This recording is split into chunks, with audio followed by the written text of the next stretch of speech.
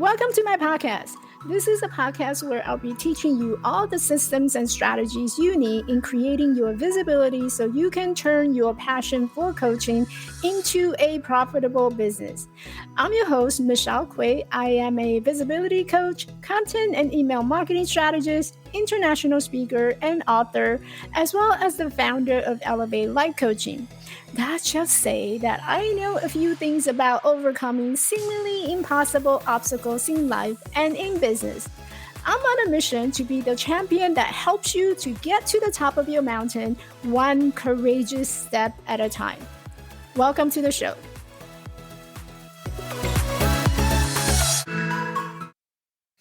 I don't know about you, but sometimes, you wake up in the morning and especially on Mondays, you need that extra dose of caffeine just to keep you going and just to keep you awake. And I remember those days where, I was still in my healthcare profession. I wake up in the morning and feeling already burned out. I'm like completely tapped out of all the things I need to do for that day. And I'm clocking in and clocking out just for the sake of it. And there's no passion whatsoever. And sometimes I see the newer people who's coming through. I just really admire them because they have so much passion. But what happens when your passion gets really burned out? Do you stay in touch? Do you stay in tune? Do you even care of what's going on in life anymore? And which is the topic for today. We're going to talk about, is your burnout making you lose out?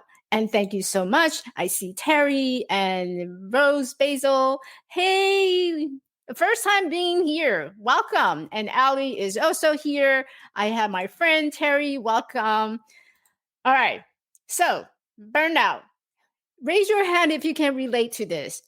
Burning out. Burnout shows up in typically the way that it shows up is when we start having that physical symptom. When you have that mental and emotional symptom, you kind of just brush it off and say, everybody gets one of those days. Yeah. Does everybody get one of those days? We'll find out. Today, I have Maria Massa. She is a fulfillment coach who helps women who are stressed out to overcome the imposter syndrome. They achieve better work-life balance and have more fun in their day-to-day life. Like, by October, I don't know about you, but this is like the third quarter. So I'm ready. I'm ready for the holidays.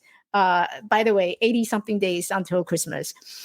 So watching her sister grow and being the badass in their career has genuinely inspired. But at the same time, she noticed that when she opened her eye, there's a lot of stress that's happening in the corporate world, which inspired her to become a coach. And she helps a lot of people just managing and overcoming that day-to-day burnout every single time. We have Ani here. Happy Pharmacist Day. Great job. And a salute to all the healthcare workers who's been really experiencing a lot of this type of burnout, like on a day-to-day life. There's a lot of stress, you're overworked, you probably picked up a lot of overtime hours, and whether you're volunteer, your workload probably had triple or quadruple over the last 2 years. I can speak from my own experience. I still, do from day to day, I still do pharmacy work. I don't want to lose my license. Anyway, so I can totally speak from my personal experience in terms of that burnout. You're doubling the work, you're minimizing the staff. And nowadays, when you're getting, this down economy of what's happening right now, it's harder to hire someone. It's harder to find the right person in that position. So what happened is, the person who remained in the position will have to pick up. All right. So much of me rambling on. Let's bring out Maria so that she can share her expertise in burnout. Hi, Maria. Hey, Michelle. Thanks for having me. Of course. Thank you so much for joining me today. Burnout. So tell us about your story. How did you experience burnout when you were in the corporate world? So I graduated college and got a job at a law firm. And I experienced burnout there as I switched positions. I was a human resources assistant. And each morning I was extremely anxious. Didn't feel connected to the work. And not only did I not feel connected to the work, I was doing the work of that was usually assigned to like two different people, and then it was all placed on me.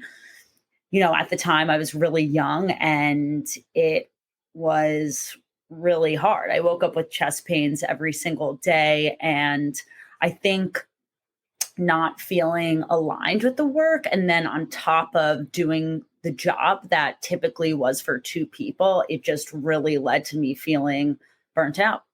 Mm. Yeah, I can totally relate to the fact that, sometimes you wake up in the morning and you just don't feel connected to the work that you do. And I'm sure when you first enter your job, you had this huge passion about what I want to do in this job. I want to do, I don't know. A lot of us want to make a difference in our work, and we actually believe in our work. And so that was the idea and the inspiration that we walk into being in the HR world or corporate world. No matter where you're working right now, that's passion. Passion led us to pursuing that job when we first graduated. But then you start to experience this burnout. And so what happened afterwards? Did you quit? Did you like say, you know what, I'm just gonna stick around for a little longer? What did you do? So I stuck around, and I was at first passionate about it. I thought HR would be the way that I could help people in the capacity that I desired to help people, but slowly realized that I would not be able to make the impact I wanted to make. So I actually was doing some work and realized, because I was an HR assistant, so I was drafting an offer letter and realized someone would be getting paid more than me, who was same level, also a recent graduate. And I think that's when I had the epiphany that, oh my God, I need to get out. This isn't worth my stress and anxiety. And it made a lot of sense, because one of the mismatches that lead people to feeling burnt out is when they don't feel like what they're doing or they're being treated fairly. So that was my realization that happened. I was like, wait a second, this person's getting paid more and I'm sitting here doing the job of two people, being stressed out. And I was done. I think as women, I can totally relate to that. I remember having a conversation with another fellow coach, and she was saying the same thing. She said, because she's in the mid east. And she realized that, by looking at her colleagues' income and pay compared to her, she was getting paid tremendously, enormously, a lot less than compared to her other colleagues, typically a male colleague. She got paid a lot less, but she's doing twice amount the work. And so there's like, we don't talk about this topic a lot, but that's something that actually led to a lot of the burnout, at least for women populations. We experience that because not only do we have to take care of the social life, our outside like work life, we also have to take care of our family life. And when something happened, who end up sacrificing first? It's the woman who doesn't raise their opinion, who cares about their family, who wants to contribute to the world. And we're the one who's like sucking up a lot of these pressure, and it's just absolutely out of control. So I think your work, your job, your passion now for coaching is so valuable for a lot of women. A lot of women out there who's experiencing this, they're carrying a lot of burden. Ali here says, absolutely, you need to take care of yourself first so that you have the capacity to make a difference in others' life.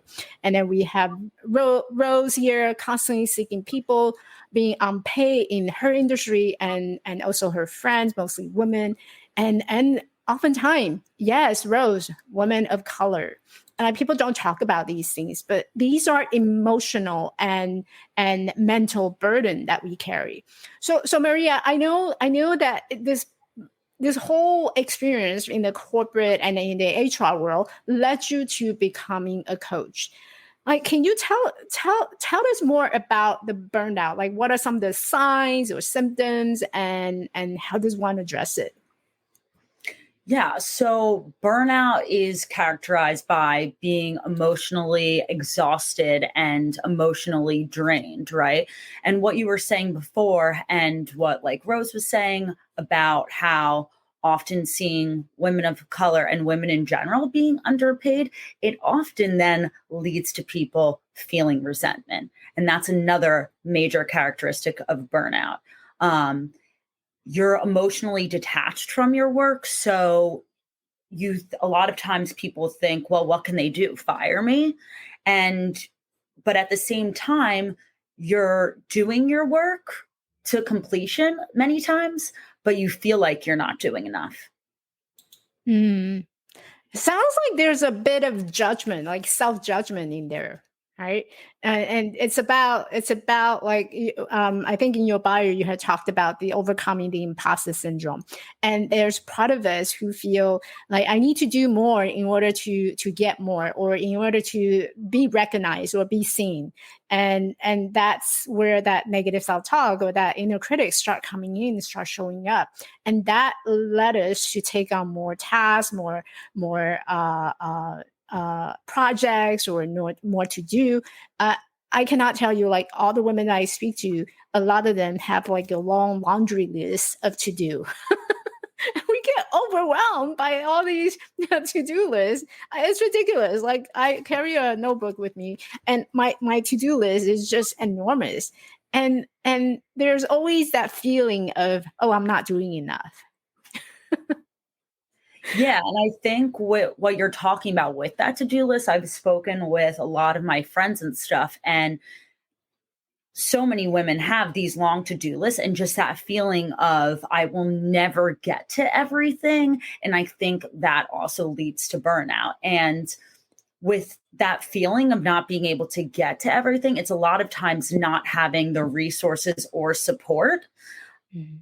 to accomplish what you need to on that to-do list that also leads to burnout. Yeah, it almost feels like we are at the mercy of our time. Well, I only have 24 hours a day, and mine is sleep. If I'm like nowadays, I only sleep for 6 hours, and that's another 18 hours of time. And I gotta cook, I gotta shop, I gotta take care of my kids, driving them to the soccer games and all that stuff. So I feel like a lot of us are at the mercy of our time. One of the things that really caught my attention is the program that you offer, and it's about helping women to become better boss. What makes someone to become a better boss? Sure. I think what allows someone to become a better boss is first and foremost taking care of themselves so they can show up as the best version of themselves, and also someone who is willing to listen to their employees' needs and is very motivating and enthusiastic, because ultimately what is going to get your employees to show up the best they can be is when they have a positive work environment and when someone is teaching them in a way that feels motivating and empowering. Hmm. Yeah. And so, earlier we talked about how there's a lot of that self-judgment leading to our burnout, because we just pick up so many tasks, and there's like we have to be a boss for be the leader, whether it's in our team or within our family. So the tool that you use, can you walk me through how you help someone to recognize that there's a better self? Like, what is that tool that you use? Sure. So I offer an assessment. It is called the Energy Leadership Index Assessment. And It's a little bit different than your typical personality assessment. This measures how you show up energetically each day. And there's 7 levels of energy. So it measures your total energy each and every day and how much of each level you have. And it also measures your energetic stress reaction. So how you show up energetically when stress comes your way. So it's really enlightening for people to see this because often their energetic profile is quite high, but their energetic stress reaction is lower because when you're reacting to stress, you're not showing up as a high anabolic energy. You're showing up oftentimes like in a catabolic way, which is more of a like destructive force. So it's really enlightening to see for people how they are showing up and what they can do to ultimately move into the higher levels of energy where they are able to show up more authentically. Mm. As you're talking about this, the different level, I'm having this image of a very very busy, HR professional woman who's walking into the elevator, and you have tons of button in front of you, and you can suddenly press and choose. You know what? Today is gonna be a better day, and I'm going to press, I don't know, the highest level, the penthouse. I'm gonna pick penthouse, right? I want to be in the penthouse today. And so she walked in, and you have this image of this woman pressing the penthouse. And when you open, it's either going to be hell or it's going to be a paradise. Hey there, sorry to interrupt, but you've been staring at the flashing cursor on your screen for the last 2 hours. Your heart is pounding, your eyes becoming blurry, your frustration has just kicked up a notch. You feel overwhelmed, but still, you have nothing. The problem that many women coaches experience is not the fear of showing up for their business, it is the lack of idea to show up. Now, imagine you being able to write confidently, knowing that your content can be meaningful and helpful, having a plan or framework, and the clarity to the purpose of being on social media that actually lead your business to success. Ready to hop off that hamster wheel? Head over to content.attractclientthroughstorytelling.com and grab your copy of Content Planner for Women Coaches today. Now back to the show.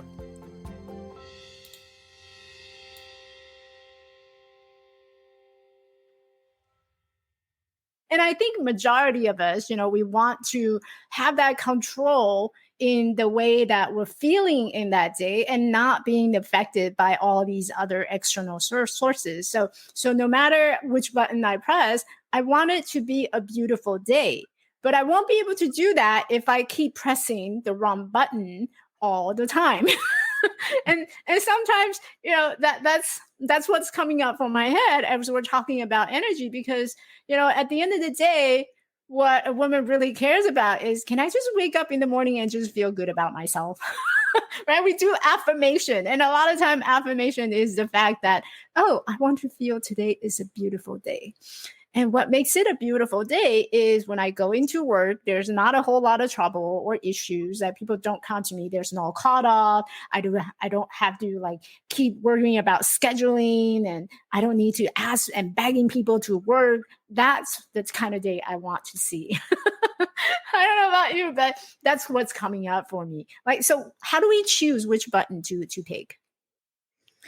Yeah. So I think it's knowing that stress is normal. Like, we all are going to experience stress, and stressful situations are going to happen. This assessment allows you to sort of see how you react so you can then better react, right, to stress and figure out, because ultimately we are responsible for our reactions. So how can we better react and move into those higher levels of energy when stress comes our way? Another thing to remember is that, like I said, stress isn't bad. It's when you stay in that zone of feeling stress that's when it can really take a toll on your body and your mind as well. So it's moving out and figuring out how to complete the stress response cycle and what to do to help you get out of that mindset and that physical feeling. Mm. So I'm always about like picking my guest's brain about like what are some of the maybe juicy stories that you had yourself where you experienced this stress that's coming up, but then what was it before, how did you react to them, and how did you react now knowing that this is a tool that you have? So what would be like a scenario that you might be able to share with us? That's a great question. I think, well, like I said, when I was working at that law firm, Yeah. I think I just didn't know how to cope and I was really trying. I would often just like break down and into tears and like go into the bathroom and cry. I think now, even though I would do things to help with my anxiety back in the day, I think now I just sort of take a minute to pause and really think about what I'm experiencing. And if that means taking a minute to myself, going for a walk, just taking that minute for myself is what's really important to ultimately calm myself and not stay in that stressful state. And how do you move yourself to the next level? So I'm taking a walk, right? And then I've calmed down a lot more. By the way, I can totally relate having tears and just hiding myself in the bathroom and just cry. It's like I'm at work, I'm getting paid to do this, but there's a moment of breakdown. You just hide yourself in the bathroom, and that's bad. That's No, bad for someone. I know. I unfortunately think a lot of people can relate to that. And I hope we slowly move away from that. Yeah. It was so bad for me. I remember that every night I would wake up or I can't go to sleep because knowing that tomorrow I have to go to work again. And just that having that idea, it would just totally stressing me out. So I totally get, what you're saying about like having that meltdown or breakdown and just hiding in the bathroom and cry at work. And that's sad. I mean, that's sad. What are some of the ways that we can address burnout? And I know you brought a gift for our audience. Yeah. So I think with burnout, like I was saying, it's really Mhm. important to complete your stress response cycle, right? So there's ways that can help you alleviate the stress that you're feeling. So it includes getting a good amount of sleep each night, right? Because I know so many people like yourself have difficulty sleeping, where they're waking up in the middle of the night, panicking about work. But so it's really important to remember, like, let's try to get 7 to 9 hours of sleep. Another way you can alleviate the stress is through physical activity. Now, I know some people, everyone has their own idea of what physical activity is best for them. It doesn't have to be going for a run. It can literally be jumping up and down to just get and move the energy out of your body, right? Another way is through creative self expression. So, what sort of hobby can you do that allows you to create something? Is it cooking? Is it drawing? Is it painting? Is it dancing? I think those are things that are really important to take note of, like what form of creativity will make you feel better, right? And other things that can help, crying. So makes sense why we would need to let it out and go cry in the bathroom, because crying, it allows you to again move through the emotions that you're experiencing physically.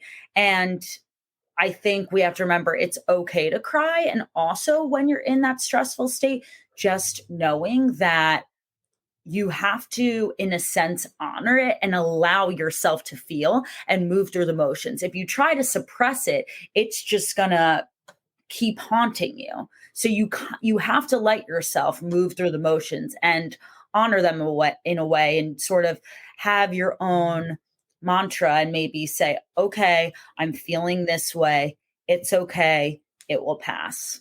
Hmm. I love everything that you just shared. Having enough sleep, having some physical activity, get into that creativity aspects of it. And what was the final one? The final one was crying. Crying. Okay. Crying is actually healthy. Yeah. Yes. Crying. Crying is healthy. And so with all four, so I think a lot of women are feeling stuck at not getting enough sleep.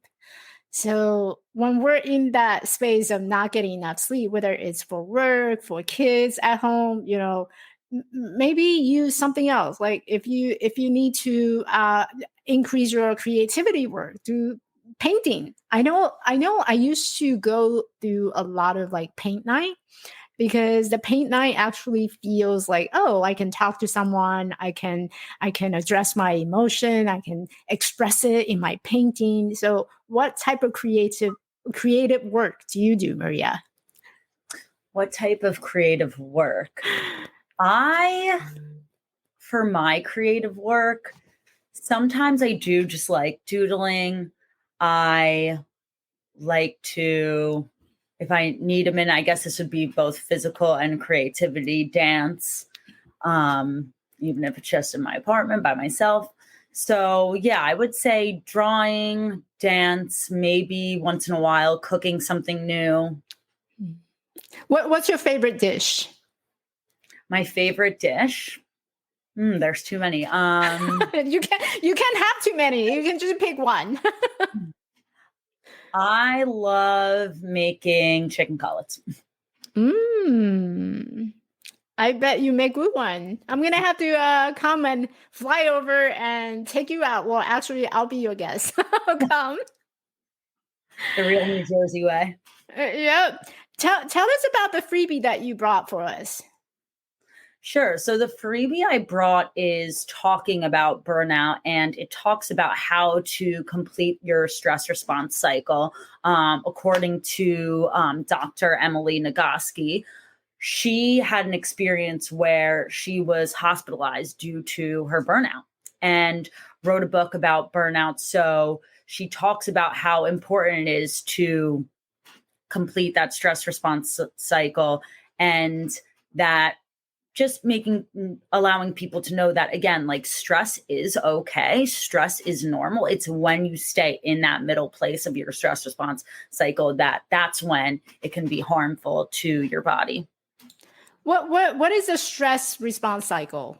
Just give us a bird's eye overview of what that is. So your stress response cycle is, say if you are like, if there's something chasing you, like an animal, and you're running from the animal, and all of a sudden the animal stops and it's no longer chasing you. Your adrenaline is still running, and it's very, very heightened. So what are you going to do to sort of allow yourself to know that, okay, this has ended, right? And to get yourself to get back to a normal, calm state. And that's sort of how the stress response cycle works. It's when you're experiencing that anxiety, but then you need to let your mind know that you are safe. And that's what marks the end of the stress response cycle. Letting your mind know you're safe by what I was talking about before, whether it's crying, a little bit of physical activity, doing some form of creative self-expression. And what happened if we constantly like being chased, right? And I think sometimes that's how I feel, or how I used to feel. I felt that I was constantly being chased, and so there's not a moment where I felt that I was safe. Does that make sense? Yeah. Yeah, it does. Yeah, because I think we are wired, especially in this day and age, to go, go, go. That's the way the world works, right? Just keep Mhm. going, never stop. So we know that stress can lead to, like, too much stress can lead to death. So it is really important to, recognize if you're just consistently on the go and not completing that cycle, what it's doing to your body. I think that makes perfect sense. So, and I know people can grab a copy of your freebies by just emailing you, right?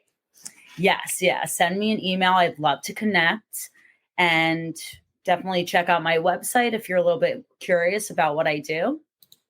And Maria has a beautiful website. I remember going to her website, and her website is just very beautifully, and it was designed, and it also has a lot of information about burnout and how to become a better boss. And I think it's really important for women to know that uh, you go through these cycles, but at the end of the day, you don't have to do it alone.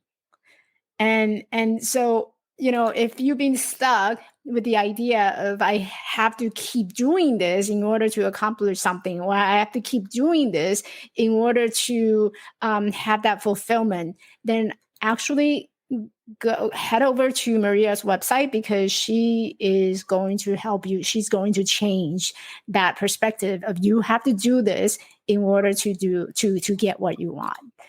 And it's just amazing to see how a beautiful young lady who had personally experienced that burnout coming a long way to knowing how to deal with stress and addressing the burnout. And here she is just helping others to do the same. So any last word or tips of advice that you have for our audience? I think one of the last things I will say is, I noticed talking with someone, and I didn't really realize this until talking with someone about their burnout, how important social interaction is, especially because of COVID. So many people are working at home. And when people were typically in the office, they had that escape of, oh, okay, I get to go to lunch with my coworkers today. Oh, I get to go to happy hour today.